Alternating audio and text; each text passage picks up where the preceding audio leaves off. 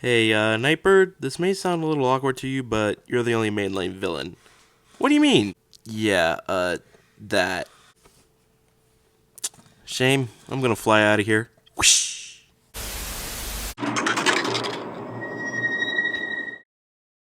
Sup, guys? And in this video, we're gonna be taking a look at the Transformers Rise the Beasts Target exclusive multi-pack of Cheetah, Wheeljack, and Nightbird. Yeah, I've decided to do all three of them in one video. It's gonna be a bit of a long video. So, with Transformers Rise the Beasts just being around the corner, of course Hasbro went on and threw out their marketing campaign for this movie.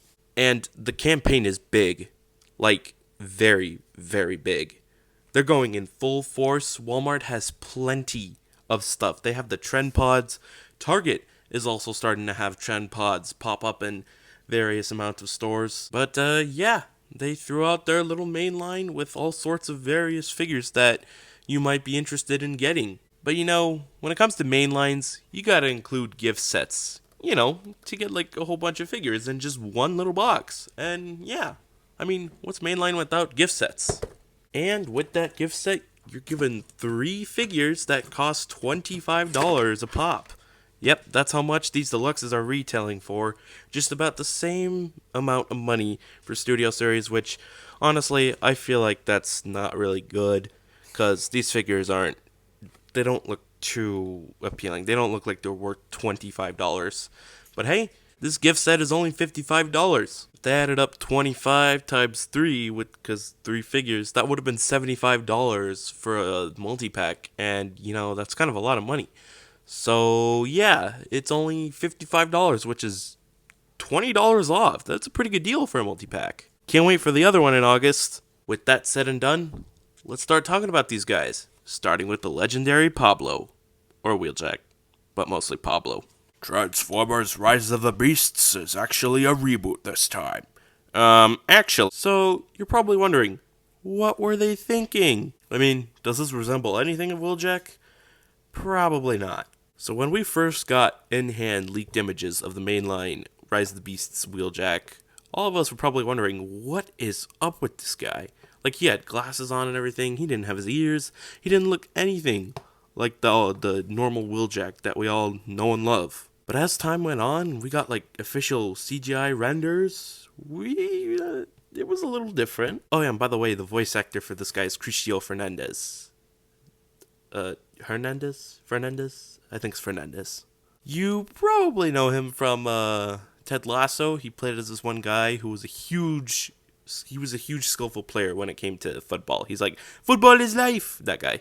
I just noticed that actor likes playing nerds. According to my calculations, the maximal hideout is probably about 40 kilometers away, if my calculations are correct. Anyways, painting and sculpting on this figure, no. No. It doesn't look like it. Also, quality is pretty garbage, at least on my copy. I like removing things out of figures just to test how good they would be if I were to do a stop motion of them getting their limbs chopped off or whatever, or losing a little head wear. So I tried taking off the glasses, seeing how they felt. Yeah, that was the last time I ever could have removed their glasses because I tried putting them back. No luck. So I'm stuck with this. Yeah, that's just... Give me the Studio Series one. Also, every time you try to move the shoulder up like this, this happens. Yeah, you have to hold the torso in place in case you want to move the shoulders. Like, what fun is that?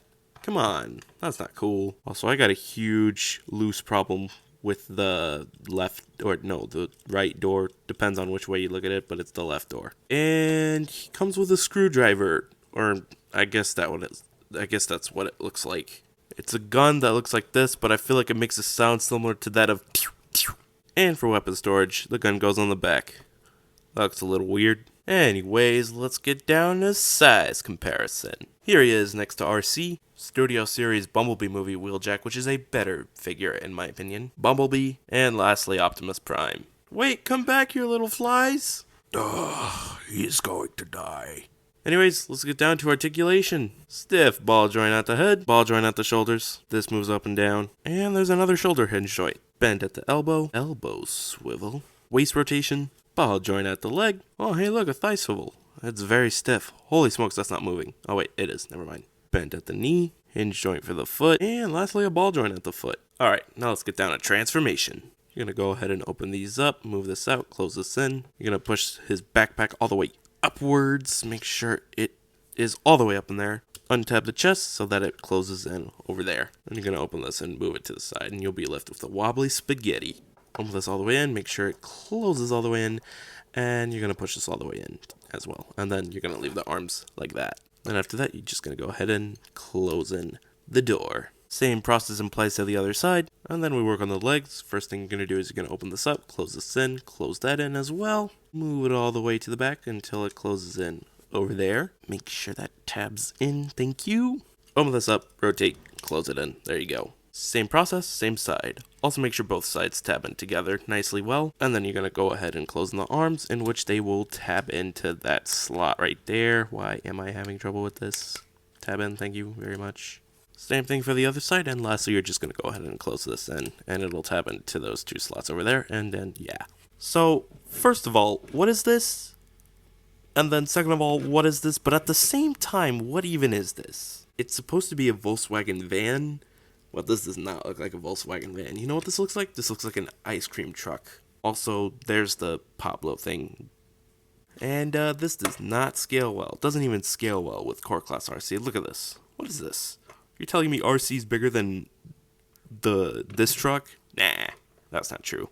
Also, for weapon storage, you could put the gun same place, or you could put it on the back right there, in which it could serve as a rear defense. And yeah, that's pretty much it for Wheeljack. Overall, it's an okay figure, but if I had to recommend getting a Wheeljack figure, I suggest you get the Studio Series one, or wait on the Studio Series, Rise the Beasts Wheeljack. Oh, that's something I want really bad. Alright, quickly shifting next to our second one, Nightbird. You two still arguing which one's superior? Oh no, we've come to a mutual agreement. Oh, okay.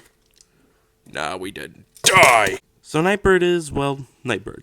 Toy's pretty cool. The details look okay, painting and sculpting, not too bad. I do like how the head is similar to the G1 version, especially with like the little battle mask and everything. And I do like how ninja-esque the figure looks.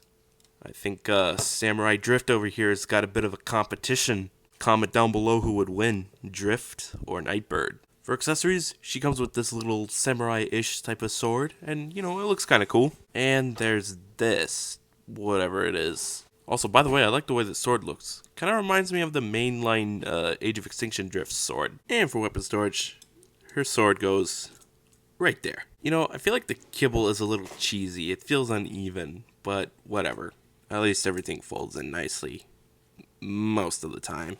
Also, Nightbird had a green sword in one of the TV spots. That's interesting. And Nightbird had these little wings in which she could fly and completely ram through RC and Bumblebee.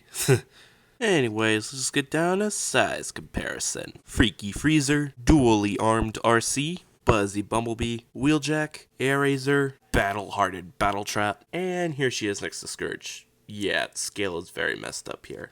Anyways, let's just get down to articulation. Ball joint at the head, up and downward shift movement for the shoulder, ball joint at the shoulder, these annoying flaps like to move up and down, bend at the elbow, elbow swivel, waist swivel, legs can spread, leg can move up that far, can move back that far, or not really back that far, bend at the knee swivel, bend at this knee, Nightbird's double knee, that's very weird, and this can count as a pivot joint I guess, and this moves apparently, but I think that's used for transformation. Speaking of which, let's get down to transformation. Alright, well this one's a little tricky. I guess you might as well just open this up. I'll make sure you open it all the way over here. That way that is closed in like that. Just gonna go ahead and close this in. Make sure, yeah, you're just gonna go ahead and close the other one in as well. I'm gonna make sure that tab is facing that way. And then we work on the legs. Close that in. Rotate the entire leg, and then close on the wheel. This is the most weirdest thing possible, but whatever. I'm just gonna go ahead and close that in, and this will, it's confusing. Wait, like that. That's gonna close in, it's gonna collapse in like that, and it's confusing, but it's supposed to fold in like so. Anyways, we're gonna make sure that is wrapped around that whole section right there. You're gonna open this up and make sure it closes in onto that arm. That's what the tab on the side of the arm was used for. Same side, same process. And then after that, you're just going to go ahead and open all that in, close everything in, make sure that tabs in place. What's going on? Why aren't you tabbing in? Come on. Come on. Come on. Huh. There we go. There we go. And yeah, that's the car mode. I think this is like a GTR or something, not sure. But weapon storage serves as the spoiler for the GTR. As you can see, I split that thing that goes on the side of Nightbird's arm because they tab in over here as well as over here. And the sword tabs in right there. And yeah, that makes up the spoiler. And you know what? The car actually looks pretty cool. I like the way this looks. Transformation was a little weird, but hey, it turned into a decent looking car for mainline. Unlike Pablo's. And now let's get down to our final figure for the 3-pack. Cheetor, or Beast Wars Cheater. Who are you again? Who, me? Yes, you. Cheetor. No, I'm Cheater. No, you're not Cheater. You know, you are your Tigatron. Okay, that's it. Yeah, this figure resembles nothing of the live-action version. Although I gotta say, it's a pretty good Beast Wars looking figure. This Beast Wars adaptation is better than the Kingdom one. I actually planned on getting the Kingdom one, just to go alongside the Kingdom Primal, but I decided not to, and I'm glad I didn't do that, because this is way much better. It's still gonna be on the Rise of the Beasts shelf. And you know what? This is a good toy. I like it. I like the way it looks. I like it a lot. Also, what on earth is up with the head right in front of Cheater's body? That just feels weird. And in terms of quality, this one's a little better than Nightbird and especially Wheeljack, but accessories are questionable. First of all, he comes with this weapon, which it looks very, very weird. The tip is supposed to fold in when it comes to transformation, and that's kind of weird. But you know what's definitely not weird? This. I mean, who could even think this is weird? I mean, look at this. This thing folds. The tip unfolds to show out the blade. So it kind of serves as a goofy looking melee weapon. Yeah, I have honestly no idea what they were doing there.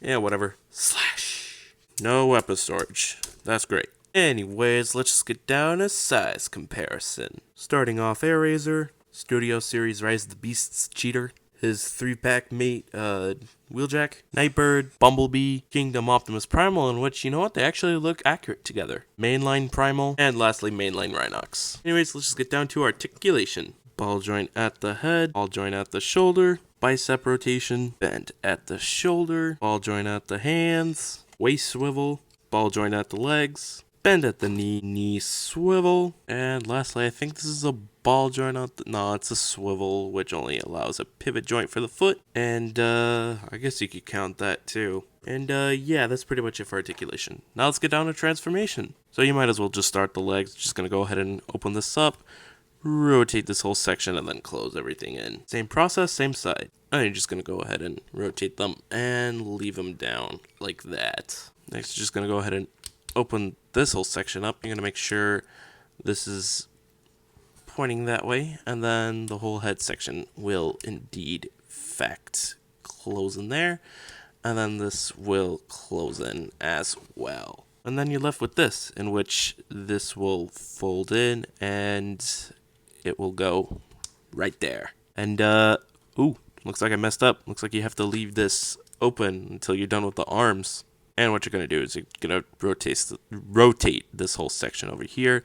This tab right there will connect into that slot right there. Same thing goes for the other side. And then lastly, you're just going to go ahead and close that in.